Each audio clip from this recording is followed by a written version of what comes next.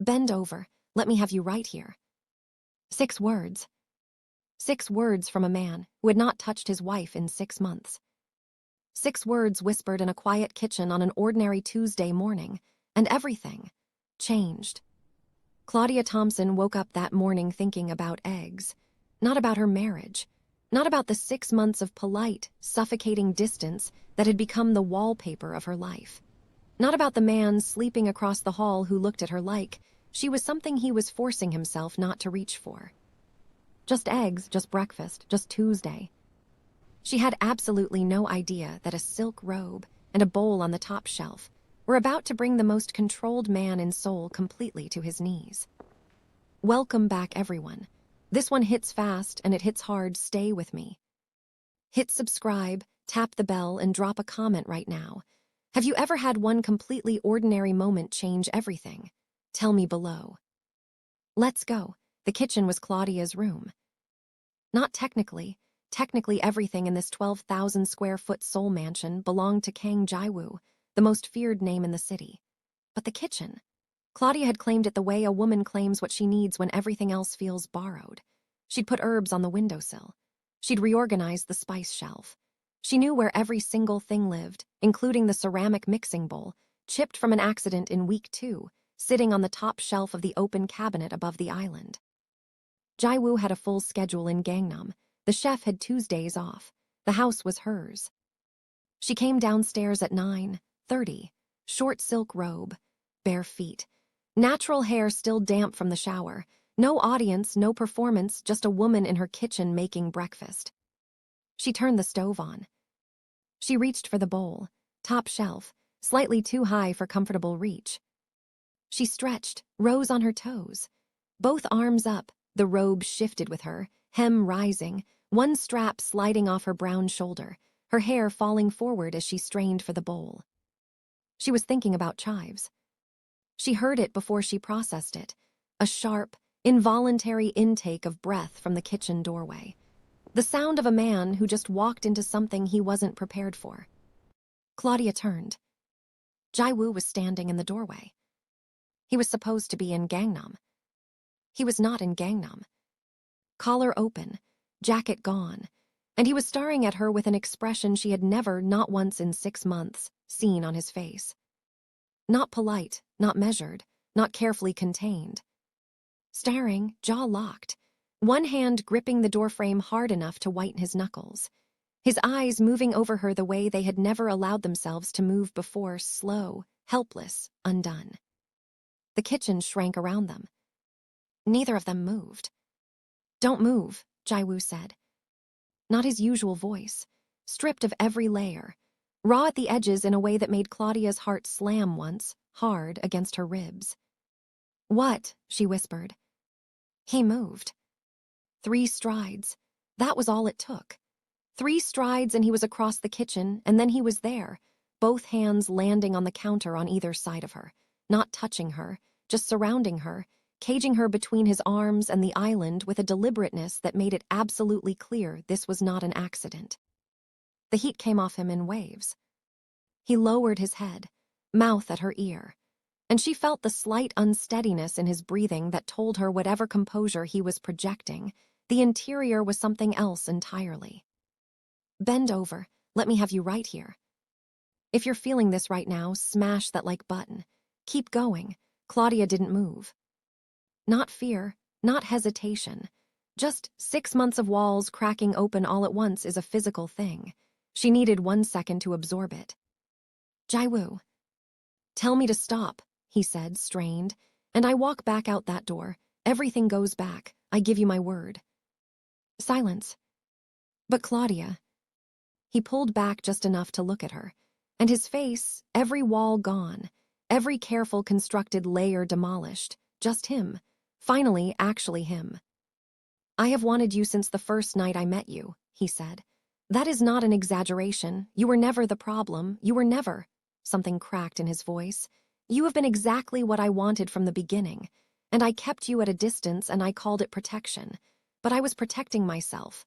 Not you. You just ended up alone."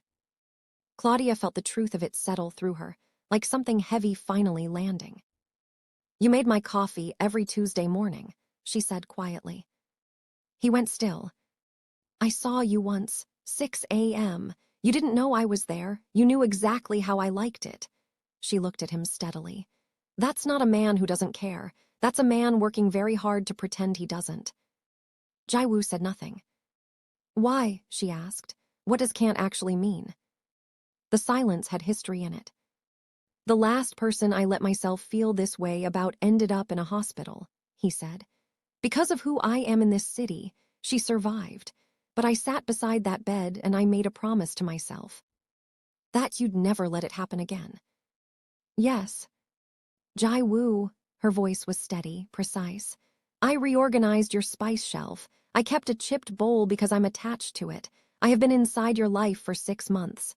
She held his gaze. I was already past the wall. You were just making sure I didn't know it. Something behind his eyes, something held under enormous pressure for a very long time, finally gave way. This is the moment, not a grand location, not a planned speech. A Tuesday morning, bare feet on stone, eggs burning on the stove. This is where walls actually come down in the most ordinary room in the house. The eggs burned. The coffee went cold. Nobody touched the mixing bowl. In the days that followed, the kitchen became something shared. Ji-woo started appearing in it, not hovering, just present in a way he'd never allowed himself before. She'd find him there in the mornings, close, deliberate about the proximity. One evening, she came downstairs to find him attempting to cook. Attempting, that word is doing a lot of work. Ji-woo was staring at a pot of rice with the same focused intensity he presumably applied to running Seoul's most feared criminal organization, and achieving results that were genuinely inexplicable. Claudia stood in the doorway and watched him for a moment. What are you making? He looked up. Rice. She looked at the pot. Ji-woo. I know. That's not. I know. She came in and stood beside him and they fixed it together, and at some point she realized this was him, not the controlled, distant figure. This, slightly lost in a kitchen, paying attention to her like she was the only thing worth paying attention to, close enough that their arms kept touching and neither of them moved away. She filed it carefully, the real him, finally. But 4 days after that Tuesday morning, Ji-woo came into the kitchen from a phone call that had clearly gone very wrong. She knew his tells by now. The jaw, the particular quality of his stillness when he was managing something with higher stakes than usual. She let him come in, let the kitchen hold them both. What happened? There are men, he said carefully, who were comfortable with the distance between us, who used it as information, an assumption about where my attention was. And now they know where it actually is. Yes. Is that dangerous? I've handled the immediate situation. That's not what I asked. He met her eyes. There's a name I need to tell you, someone who has been watching this house longer than I understood. I had him assessed as manageable. A pause. I was wrong. His name. Park Hyun-seok. That evening, Claudia stood at the kitchen window looking out at Seoul. The city doing what it always did, enormous, lit, indifferent. From outside, this house looked like every other house on the street, elegant, contained, giving nothing away. She thought about the woman who had walked into this kitchen 6 months ago and quietly, deliberately made it hers. The herbs, the reorganized shelf, the chipped bowl she refused to replace. She hadn't known then that this room would be where everything changed.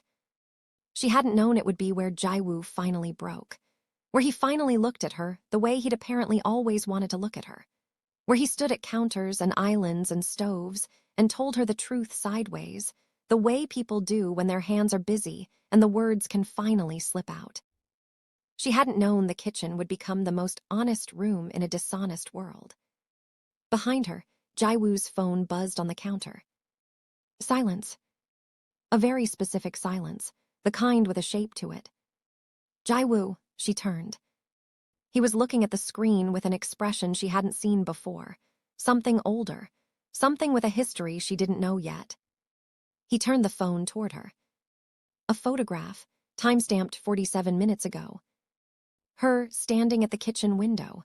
This window, shot from outside through the glass, the herbs on the windowsill visible in the frame. Her looking out at the city, completely unaware. Taken while she was standing right there. Below the photo, a message in Korean. Ji-woo translated it in a voice stripped of everything. She stands in your kitchen like she belongs there. I find that very interesting. I'll be in touch about what happens next. Park Hyun-seok hadn't just been watching Ji-woo. He'd been watching the kitchen.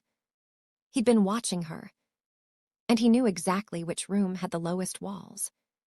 The most ordinary room in the house just became the most dangerous one. Your comment today, Team Ji-woo handles it. He goes to war, locks everything down, protects Claudia at all costs. Or Team Claudia stays in her kitchen. She refuses to run and becomes the one variable Park Hyun-seok never saw coming. Who are you? Drop it below. Like this video if the story hit. Subscribe and hit the bell. Part 2 is coming and Claudia Thomson is just getting started. See you in the next story.